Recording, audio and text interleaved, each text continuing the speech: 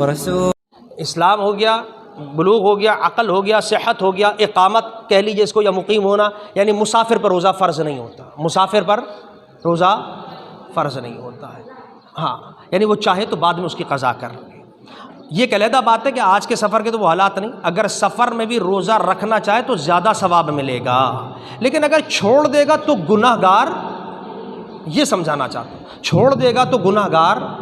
سفر کون سا سفر؟ وہ نہیں کہ آپ یہ نارتھ نازم آباد جا رہے ہیں، ڈیفینس جا رہے ہیں، نہیں، سفر جو شرعی سفر کہلاتا ہے، جس کو حد متعین کی ہوئی 84 میل کی، مائلز میں یا کلومیٹرز میں جو بنتا ہے، اتنا سفر آپ کر رہے ہیں شرعی طور پہ سفر۔ اب اس سفر کے دوران آپ کو شریعت اجازت دیتی ہے، قرآن کی آیات موجود ہیں کہ اس کی عدت من ایام اخر، بعد میں رکھ لینا، اگر تم کنتم فی سفر، اگر تم سفر کے اندر ہو، اگر تم مردہ، اگر تم مریض ہو، قرآن نے اس کا اعلان کر دیا، یا قرآن کی دلائل موجود ہمارے پاس، مرض کا بھی بتا دیا، اسی کے ساتھ ریلیٹ بھی چیزیں کر دیں، سفر کا بھی بتا دیا کہ اب سفر والے پہ یعنی اگر مسافر ہوگا تو روزہ فرض نہیں ہوگا، مقیم ہے تو روزہ فرض ہے۔ ہاں اب آپ مقیم ہیں، اب روزہ چھوڑیں گے تو گناہ گار